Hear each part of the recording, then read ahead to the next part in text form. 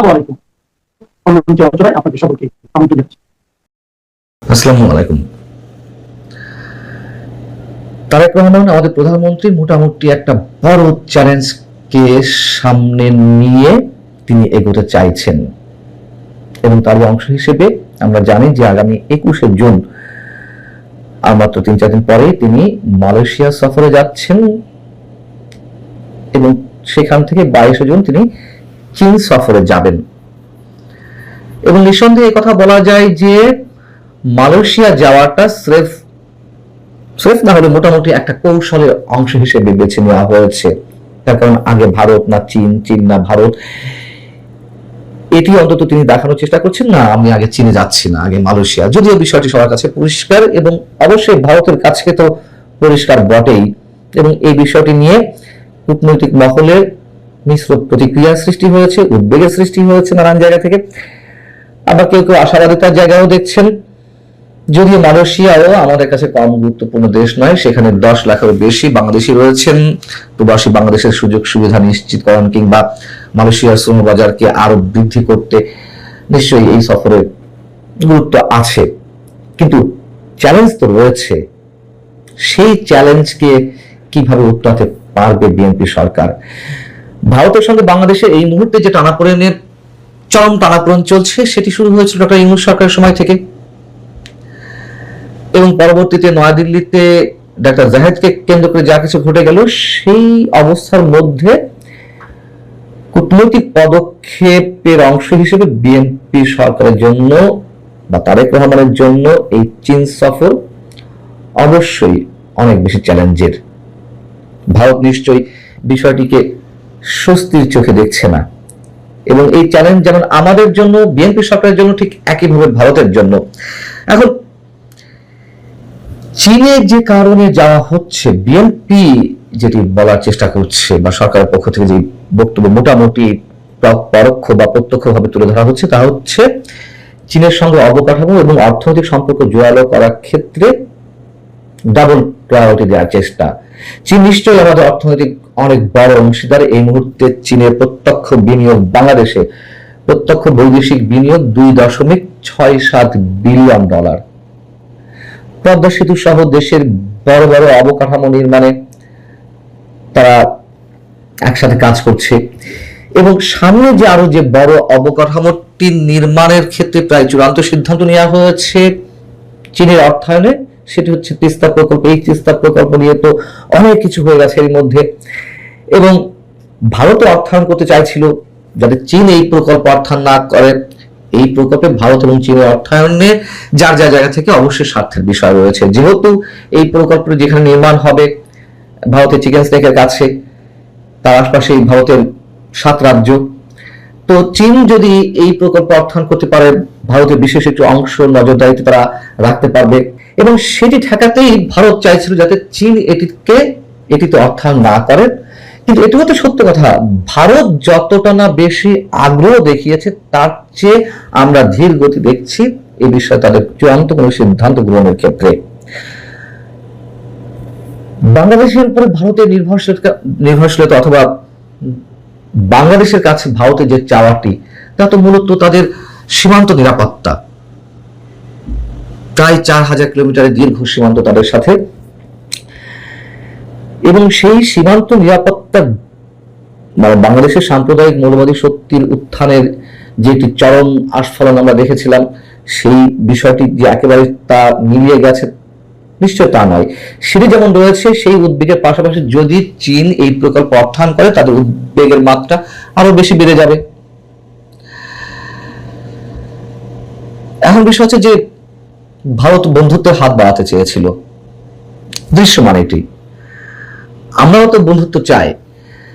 ভারত যে অনেক বেশি আগ্রহী ছিল সম্পর্কটা ঝালাই করতে, রিবিল্ড করতে, তার নানান ধরনের এক্সাম্পল এর মধ্যে আমাদের সামনে উপস্থাপন করা হয়েছে। খালেদা জিয়ার অন্ত্যেষ্টিক্রিয়ায় নির্বাচনের আগেই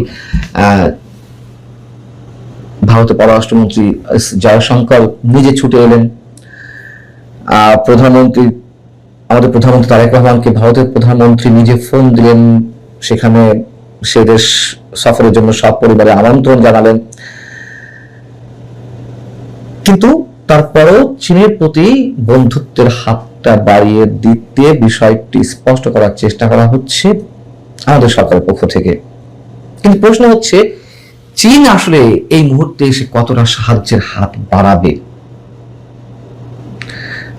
এটুকু চোখ বন্ধ করে বলে দেওয়া যায় যে তিস্তা প্রকল্পে তারা অর্থায়ন করবে যদি বাংলাদেশ চায়, এটা নিশ্চিত। কিন্তু মার্কিন চুক্তিতে যেভাবে আমাদের স্বাধীন সিদ্ধান্ত গ্রহণ প্রক্রিয়ার বিষয়টি একেবারে বিকিয়ে দেওয়া হলো, আমাদের সার্বভৌমত্বকে হুমকির মধ্যে ফেলা হলো, তাতে করে চীন নিশ্চয়ই বাংলাদেশকে সাহায্যের ক্ষেত্রে বা সহযোগিতার ক্ষেত্রে এই বিষয়টিকে সামনে নিয়ে এসে নানান ধরনের শর্ত আরোপ করার চেষ্টা করবে।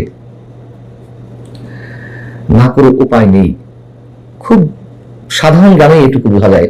তার কারণ মার্কিন চুক্তিতে কি রয়েছে, আমি আপনারা যে কেউ ইচ্ছা করলে সিপিডির ওয়েবসাইটে গিয়ে দেখতে পারেন।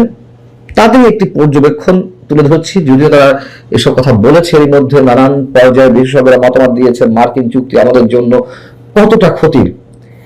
এই আলোচনার জায়গায় সুবিধার্থে সিপিডির অংশ বিশেষ একটু তুলে ধরছি আপনাদের সামনে। চুক্তি অনুযায়ী বাংলাদেশ এমন কোন দেশ থেকে পারমাণবিক চুল্লি, জ্বালানি ও সমৃদ্ধ ইউরেনিয়াম কিনতে পারবে না যাদের যুক্তরাষ্ট্র তার স্বার্থের জন্য ঝুঁকিপূর্ণ মনে করে। শুধু আগে থেকে চালু থাকা চুল্লির ক্ষেত্রে যদি অন্য কোনো বিকল্প সরবরাহকারী না থাকে তখন সীমিত ছাড় পাওয়া যাবে। ফলে ভবিষ্যতে রাশিয়া ও চীনের সঙ্গে পারমাণবিক খাতে কাজ করা প্রায় বন্ধ হয়ে যেতে পারে। চুক্তির 4.3 অনুচ্ছেদে আরো বলা রয়েছে যে বাংলাদেশ যদি চীন বা রাশিয়ার মতো নন মার্কেট দেশ, মানে যুক্তরাষ্ট্রের সঙ্গে চীন এবং রাশিয়া তো নন মার্কেট দেশ, এই দেশগুলোর সঙ্গে কোনো মুক্ত বাণিজ্য বা অগ্রাধিকারমূলক অর্থনৈতিক চুক্তি করে তাহলে যুক্তরাষ্ট্র এই চুক্তি বাতিল করে আবার শাস্তিমূলক শুল্ক আরোপ করতে পারবে। বুঝুন অবস্থা, মানে কিছু করতে গেলে যুক্তরাষ্ট্র অনুমতি নিতে হবে। যুক্তরাষ্ট্রকে অনুমতি দেবে সব কিছু ক্ষেত্রে, চীনের সাথে সব ধরনের বাণিজ্য করার ক্ষেত্রে। আবার এই ধরনের চুক্তি থাকার ফলে চীনও কি সাহায্যের হাত বাড়িয়ে দিবে? চুক্তির আরেকটি ধারায় যেমন বলা রয়েছে যে যুক্তরাষ্ট্র যদি নিরাপত্তা রক্ষায় সীমান্ত ও বাণিজ্যিক ব্যবস্থা নেয় তাহলে বাংলাদেশকেও তাদের সঙ্গে মিল রেখে পরিপূরক বিধিনিষেধ গ্রহণ করতে হবে। এবং মানে যা বোঝানো হচ্ছে যে বড় শক্তিগুলোর দ্বন্দ্বে বাংলাদেশ নিরপেক্ষ থাকতে পারবে না, যুক্তরাষ্ট্রের নিষেধাজ্ঞা বা বাণিজ্য যুদ্ধে বাংলাদেশকে কার্যত একই অবস্থানে দাঁড়াতে হবে। এখন আমরা আমাদের অস্ত্র আমদানিতে তো প্রায় পুরোপুরি নির্ভরশীল চীনের উপরে। আবার ভারতের সঙ্গেও নিশ্চয়ই আমাদের অর্থনৈতিক সম্পর্ক একেবারে কম নয়, অনেক ক্ষেত্রেই আমরা তাদের উপর নির্ভরশীল। ভারত থেকে যে পরিমাণ বিদ্যুৎ আমদানি করা হচ্ছে, সেই বিদ্যুৎ যদি কোনো কারণে ভারত বন্ধ করে দেয়, যে কোনো অজুহাতে বা যে কোনো কারণে, নিশ্চয়ই বাংলাদেশকে বিপাকে পড়তে হবে। ইন্ডিয়া বাংলাদেশ ফ্রেন্ডশিপ পাইপলাইনের মাধ্যমে জ্বালানি তেল সরবরাহ করা হচ্ছে। এই যে ইরান মার্কিন যুদ্ধের মধ্যে যে তেলের একটা ভয়াবহ সংকট আমাদের সৃষ্টি হলো, আমরা তড়িৎ গতিতে ভারতের কাছ থেকে বিপুল পরিমাণ তেল নিয়ে আসতে সক্ষম হলাম বা নিয়ে এলাম। এবং চাল, পেঁয়াজ, আদা, ডাল, রসুনের মতো কাঁচা মালের উপরেও আমরা অনেকখানি নির্ভরশীল। অনেকে বলে যে এগুলো কি দরকার, এগুলো না আনলেই হয়। এগুলো সেফ রাজনৈতিক স্বার্থের জায়গা থেকে বলা। আমরা মানে যারা এই কথাগুলো বলেন হিসাব কষে দেখেন না যে এই জিনিসগুলো যদি অন্য জায়গা থেকে আনতে হয় আমাদেরকে কি পরিমাণ মাসুল দিতে হবে, কি পরিমাণ খরচ বাড়তে দিতে হবে। এবং তৈরি পোশাক শিল্পের যে প্রধান কাঁচামাল, তুলা আমদানির প্রধান উৎস ভারত, সেই জায়গাটাতে কি হবে? মোদ্দা কথা এটুকু আমরা বলতে পারি যে এই মার্কিন চুক্তিটি না থাকলে নিশ্চয়ই ভারসাম্যপূর্ণ কূটনৈতিক সম্পর্ক বজায় রাখা কম্পারেটিভলি অনেক সহজ হতো চীনের সাথে এবং ভারতের সাথে। একটা জটিল সমীকরণে দাঁড়িয়ে গেছে বাংলাদেশ, তারপরও বিএনপি সরকার চেষ্টা করছে, কিন্তু এই চেষ্টা কতটুকু সফল হবে, কতটা তাদের জন্য চ্যালেঞ্জের। আমরা দেখলাম যে এই ধরনের চুক্তি থাকার পরেও আমাদের পররাষ্ট্রমন্ত্রী রাশিয়া ছুটে গেলেন তাদের কাছ থেকে তেল বা জ্বালানি সংগ্রহে। নানান ধরনের কথাবার্তা কি হয়েছে, আমাদের মাথায় ঠিক আসছে না যে এই চুক্তি থাকার পরে কিভাবে রাশিয়া যাচ্ছে, চীন যাচ্ছে, সবাইকে হাতে রাখার চেষ্টা করছে, এদিকে ভারত রয়েছে। একটি কথা আমি আপনাদেরকে স্মরণ করিয়ে দিই, মনে আছে তো 2024-এর 5 আগস্ট ঠিক আগেই জুলাইয়ে তৎকালীন প্রধানমন্ত্রী শেখ হাসিনা চীন সফরে গিয়েছিলেন। তিনি তো দুরাষ্ট্রকে হাতে রাখার চেষ্টা করছিলেন অনেক কৌশলে। তারপরও চীন যেমন ভারতের সাথে অতি ঘনিষ্ঠতা মেনে নিতে পারেনি, সাবেক প্রধানমন্ত্রী অনেকটা অপমানিত হয়েই ফিরতে হয়েছিল, তার কারণ সে দেশের প্রেসিডেন্ট তখন তাকে পর্যাপ্ত সময় দেননি, শি জিনপিং। এবং যে পরিমাণ ঋণে আশা করা হয়েছিল বাংলাদেশের পক্ষ থেকে, আওয়ামী লীগ সরকারের পক্ষ থেকে, একেবারে তার ছিটে ফোটার প্রতিশ্রুতি দেওয়া হয়েছিল। আবার যেই গণ আন্দোলনটি সংগঠিত হলো সেটির পিছনে ভারতের একটি প্রাথমিক হাত রয়েছে বলে অনেকে মনে করেন। তখন বাংলাদেশ চীনের প্রতি, মানে আওয়ামী লীগ সরকার চীনের প্রতিও অনেক বেশি ঝুঁকে পড়ছিল। এখন তারেক রহমান যে পদক্ষেপগুলো নিয়েছেন, আমরা জানি না সেটি আমাদের দেশের জন্য কতটা স্বস্তি বা সফলতা বয়ে নিয়ে আসবে। নিশ্চয়ই আমাদের অপেক্ষা করতে হবে আরো কিছুদিন, তবে তার মধ্য দিয়ে আবার মার্কিন চুক্তির মতন আমাদের অনেক কিছু হারাতে না হয়। সম্মানিত দর্শক, ভালো থাকুন, আল্লাহ হাফেজ। এখন যে বিষয়টি নিয়ে আলোচনা করবো, এটা অ্যাবসলিউটলি একটি পলিটিক্যাল অ্যানালিটিক্স। এটার সঙ্গে বাস্তবতার কোনো মিল আছে এটা যেভাবে বলা যাচ্ছে না, আর এটা যে ঘটবে না তাও কিন্তু বলা যাচ্ছে না। মূলত দুবাইতে বেনজিরকে গ্রেপ্তার করা হয়েছে, এই খবরটি সারা বাংলাদেশের আনাচে কানাচে আওয়ামী লীগের যারা তৃণমূলে গেয়ার আপ হয়েছিলেন বিভিন্ন মানুষ, তারা ভীষণভাবে আতঙ্কিত অনুভব করছেন। আওয়ামী লীগের যে সকল এজেন্ট, যে সকল কর্মী, যে সকল শুভানুধ্যায়ী যারা সরকারের মধ্যে আছেন, রাষ্ট্রযন্ত্রে মানে প্রশাসন যন্ত্রে আছেন, যারা ব্যবসায়ীদের মধ্যে আছেন, জনগণের মধ্যে আছেন, ভোল পাল্টে গেছেন, কেউ জামাতে মিশেছেন, কেউ বিএনপিতে মিশেছেন, তাদের সবার মধ্যেই এক ধরনের আতঙ্ক দেখা দিয়েছে।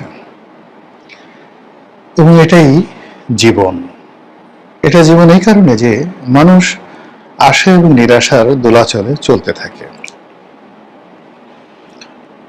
যেমন ধরুন, আপনি খুব বেশি আশাবাদী একটা বিষয়, ভীষণ রকম আশাবাদী, তো অনেকদিন খুব স্বপ্ন দেখলেন, আজ এটা হবে, কাল এটা হবে, পরশু এটা হবে, কিন্তু হঠাৎ করে ছোট্ট একটা দুর্ঘটনা ঘটলো।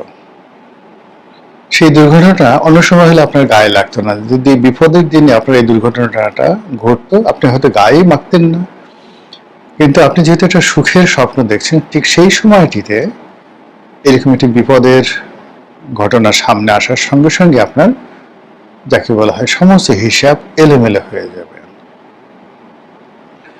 তো সেই দিক থেকে আওয়ামী লীগ গত 2 মাস ধরে, অর্থাৎ সরকারের প্রথম 1 মাস তারা আশায় ছিল তারেক রহমান সাহেব তাদেরকে একটা সুযোগ দেবে, রাজনীতি করার অনুমতি দেবে, এবং যেহেতু আমরা ভোট দিয়েছি, আমরা সরকারের অংশীদার হব, খুব দ্রুত নেত্রী ফিরে আসবে, আমরা ইলেকশন করতে পারবো, রাজনীতি করতে পারবো, অফিসগুলো খুলে দেবে, এরকম 1 মাস তারা বেশ একটা গিয়ার আপের মধ্যে ছিলেন। কিন্তু পরবর্তীতে দেখা গেল যে না, কিছুই হচ্ছে না, আগের মতো মব হচ্ছে। আওয়ামী লীগ অফিসগুলোকে খোলার চেষ্টা করেছেন, সেখানে আরো বেশি অতীতের ইনুস জামানার চাইতে বেশি জুলুম অত্যাচার হচ্ছে। তারপর 32 নম্বরের সামনে দাঁড়াতেই দেওয়া হচ্ছে না, এখানে ছেলে নেই, বুড়ো নেই, নারী নেই, পুরুষ নেই, যারাই 32 নম্বরের সামনে একটু দাঁড়াচ্ছে অমনি পুলিশ এবং বিএনপি যারা নেতাকর্মী তারা হামলে পড়ছেন। তখন আওয়ামী লীগের লোকজনের মধ্যে একটা, যাকে বলা হয়, মানে একটা প্রশ্নবোধক চিহ্ন, একটি আশ্চর্যবোধক চিহ্ন, এক্সক্লামেটরি সাইন আপ, এক্সক্লামেটরি, এটা শুরু হয়ে গেল। কি হলো? আমরা ভারতের কথা মতো, দাদাদের কথা মতো ভোট দিলাম।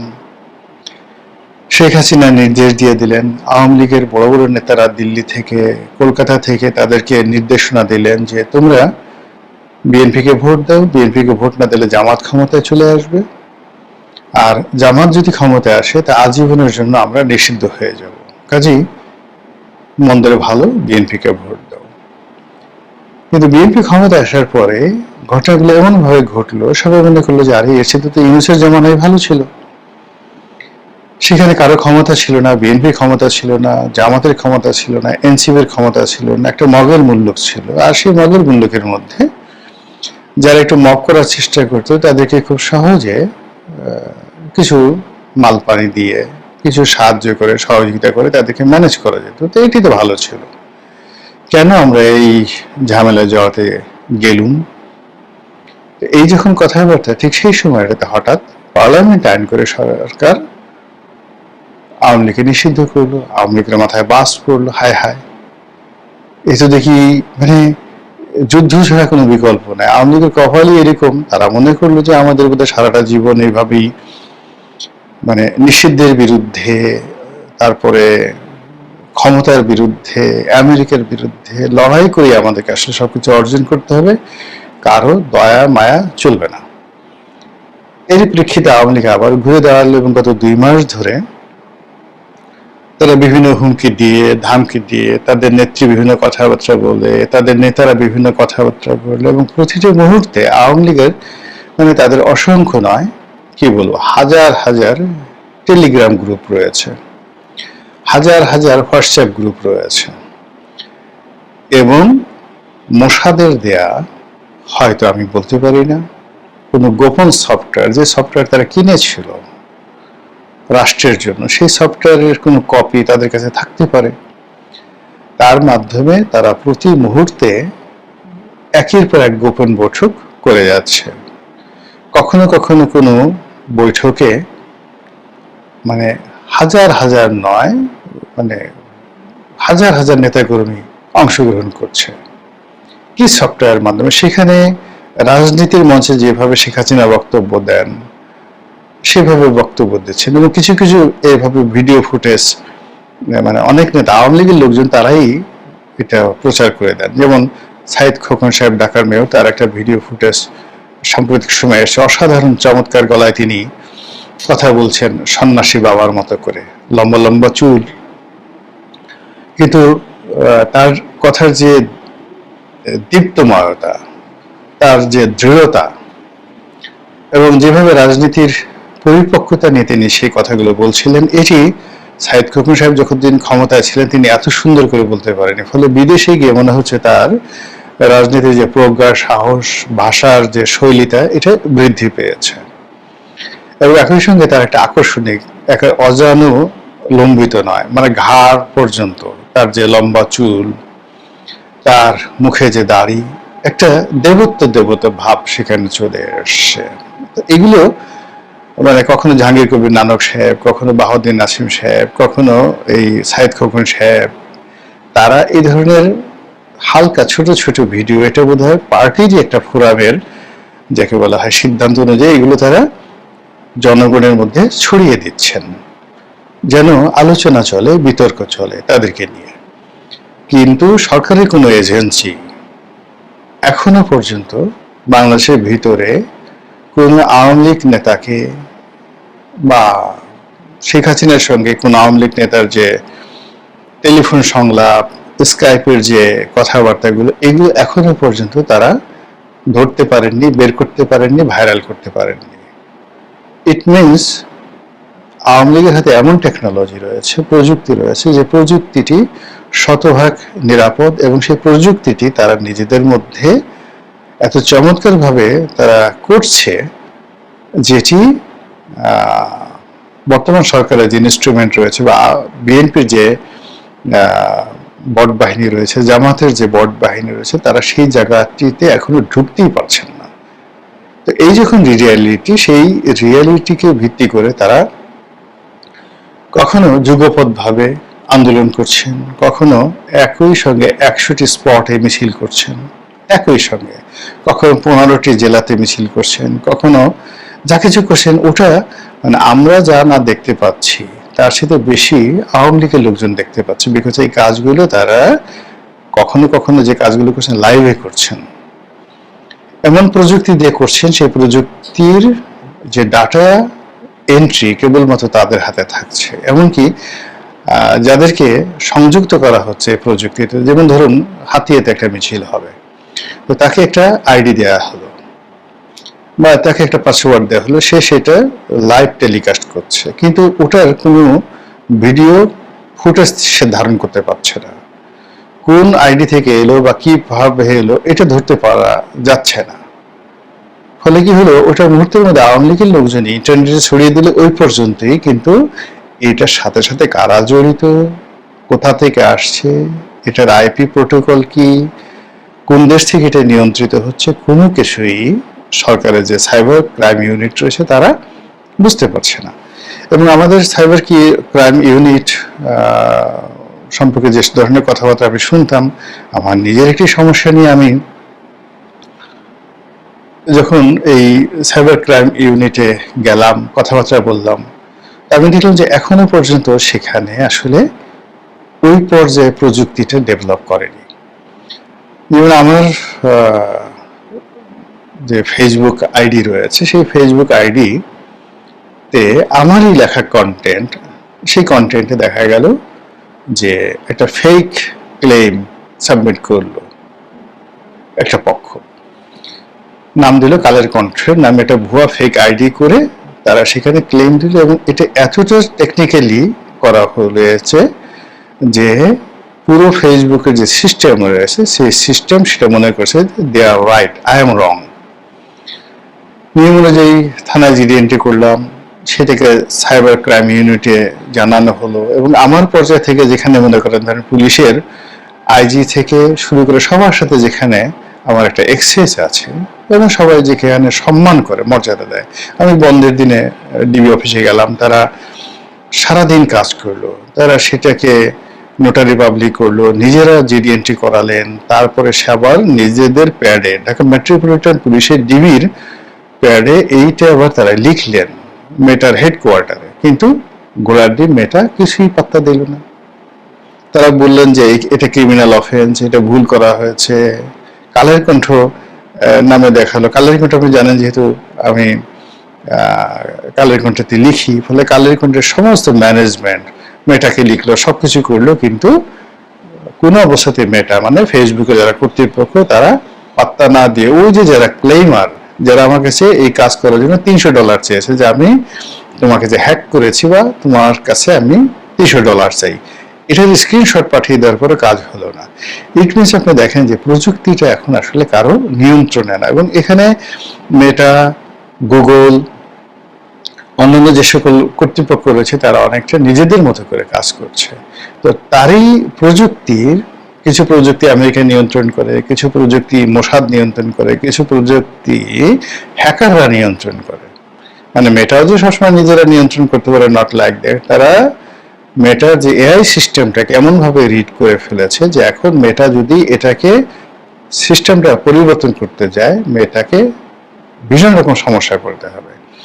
তো এরকম একটা কমপ্লেক্স অবস্থার মধ্যে আওয়ামী লীগ প্রযুক্তি ব্যবহার করে তারা যে সমস্ত কর্মকাণ্ড চালাচ্ছে বা যে সমস্ত কাজকর্ম চালাচ্ছে, সেটা সরকার এর দ্বারা কেবলমাত্র ক্ষতিগ্রস্ত হচ্ছে, কিন্তু কোনো বেনিফিট পাচ্ছে না। তো এই কারণে কি হলো, আওয়ামী লীগ এই যে যা কিছু করছে তারা নিজেদের মধ্যে প্রচার করে, প্রোপাগান্ডা করে, তারা নিজেদেরকে গিয়ার আপ রাখে, এবং গিয়ার আপ রেখেই এই যে যখন তারা বলে আপা আসছেন, আপা বলেন আমি 6 মাসের মধ্যে আসছি, ফাঁসির মঞ্চ রেডি করো, ইত্যাদি ইত্যাদি, এগুলো করে তারা একটা সুখ স্বপ্নে ভাসতে থাকে। অনেকে হয়তো বলে যে আজকে বৃষ্টি হয়েছে, আপা আসবেন শুনে খুব মনটা ভালো, তো ভুনা খিচুড়ি করো, ভালো করে পোলাও রান্না করো, কোরমা রান্না করো, যার যেটা পছন্দ, বা আমি আজকে বার্গার খাবো, আজকে আমি 5 স্টার হোটেলে খাবো।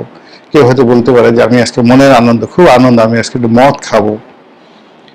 তো যে যার মতো করে এটাকে চেয়ার আপ করছে, আনন্দকে চেয়ার আপ করছে, এবং পুরো আনন্দটাই কিন্তু ইলিউশন, মানে কল্পনা থেকে, যার সঙ্গে কোনো বাস্তবতা নাই। এইরকম যখন মানুষ একটা ইলিউশন জগতে পড়ে যায়, ওই জায়গাতে সামান্য একটু ছোট্ট দুঃসংবাদ আসলে, ক্ষতি আসলে মুহূর্তের মধ্যে মাটিতে পড়ে তারা গড়াগড়ি করে। আওয়ামী লীগের অনেক দুর্দশাগ্রস্ত নেতা বাংলাদেশে যারা পালিয়ে আছেন, অনেকে টেলিফোন করে বলে ভাই কি মানে শুনলাম আপা আসবে ইত্যাদি ইত্যাদি খবরগুলো তারা শেয়ার করে। আর আমি যখন বলি যে না রে এটা হবে না, আগামী 20 বছরে পলিটিক্যাল কোনো স্টেবিলিটি আসবে না, কোনো সলিউশন নেই, এখন বিএনপিকে যেটা দেখছো এরকম দুঃসময় বিএনপির খুব দ্রুত আসবে, তো এই কথাগুলো যখন বলি তারা তখন একটা মাটির সঙ্গে মিশে যায়, বলে ভাই এখন অনেকে ভয়ে টেলিফোনও করে যে আপনি খুব বেশি নির্মম সত্য কথা বলেন, আমরা একটু আশা ভরসা নিয়ে পালিয়ে আছি, বেঁচে আছি, কিন্তু আপনার কথা শুনলে মনে হয় মরে যাই। তো এইরকম একটি অবস্থায় যখন আওয়ামী লীগের সাবেক আইজি, মানে এখানে আসলে তাকে রাষ্ট্রের আইজি বলার সাথে মানুষজন আওয়ামী লীগের আইজি বলতে পছন্দ করেন, বেনজির আহমেদ, তিনি দুবাইতে ধরা পড়েছেন, এরকম একটা খবর ছড়িয়ে পড়েছে। আর এই খবর ছড়িয়ে পড়ার পর যারা দেশের ভিতরে পালিয়েছেন, দেশের বাইরে পালিয়েছেন, সবার মধ্যে একটা আতঙ্ক ছড়িয়ে পড়েছে। দুবাইতে আপনি জানেন যে শামীম ওসমান সাহেব আছেন, অনেকে মানে এই যে শফিক নামে একজন ভদ্রলোক আছেন যাকে সবাই ডাস্টবিন শফিক বলেন, গালি দেন, যদিও আমি তাকে কখনো ডাস্টবিন শফিক বলতে রাজি নই। জনাব শফিক প্রেস সচিব ডক্টর মোহাম্মদ ইউনূস, তো তিনি বললেন যে এই লোকটি ধরা পড়েছে, বেনজির খুব বাজে একটা শব্দ, স্বভাবত তিনি যেরকম শব্দ ব্যবহার করেন সেই শব্দ ইউজ করে এরপরের পালা কার, অমুকের অমুকের, স্পষ্ট তিনি ইঙ্গিত করলেন যে দুবাইতে আমরা এর আগে একটা ছবি দেখেছিলাম, অনেকে দুবাইতে পালিয়েছেন, এর মধ্যে সাবেক ভূমিমন্ত্রী জাভেদ ছিলেন, শামীম ওসমান সাহেব ছিলেন। তো বলার চেষ্টা করছেন যে সরকারের কর্মকুশলতায়, আমেরিকার কর্মকুশলতায়, আন্তর্জাতিক অঙ্গনের যে বাংলাদেশের ক্রিমিনালদের সম্পর্কে, যাদেরকে সরকার ক্রিমিনাল মনে করে এই মুহূর্তে, তাদের উপর থেকে আন্তর্জাতিক অঙ্গন হাত উঠিয়ে নিয়েছে এবং তাদেরকে একে একে ধীরে ধীরে প্যাকেট করে বাংলাদেশে পাঠানো হবে। আর এর ধারাবাহিকতায় ধীরে ধীরে ধীরে ধীরে কলকাতার লোক ধরা হবে, ধীরে ধীরে লন্ডনে যারা আছেন তাদেরকে ধরা হবে, ইতালিতে যারা আছেন, আমেরিকাতে যারা আছেন তাদেরকে ধরা হবে, এবং সবার শেষে শেখ হাসিনাকে পাঠানো হবে। তো এই যে আওয়ামী বিরোধী শক্তিগুলো আবার এই যে ন্যারেটিভ করার সুযোগ পাচ্ছে, এটাকে তাৎক্ষণিকভাবে আসলে আওয়ামী লীগের লোকজন মোকাবেলা করতে পারছে না, তারা হতাশ হয়ে যাচ্ছেন, হায় আল্লাহ আমাদের এখন কি হবে, বেনজির সাহেবের মতো লোকজনকে ধরে ফেললো, তাহলে আমি একজন অল্প কয়েকদিনের মন্ত্রী ছিলাম, সংসদ সদস্য ছিলাম, এখন লন্ডনে পালিয়ে আছি, আমাকে যদি ধরে ফেলে, আমার বিরুদ্ধে বাংলাদেশে মামলা আছে 10-12টা, 20টা, 25টা, 100টা, আমাকে ধরলে কি হবে। এই যে টানাপোড়েন, এই টানাপোড়েনের মধ্যে দেশ চলছে, কোথায় গিয়ে এটি স্থির হয় একমাত্র আসমানের মালিকই বলতে পারবেন। আসসালামু আলাইকুম ওয়া রাহমাতুল্লাহি ওয়া বারাকাতুহু।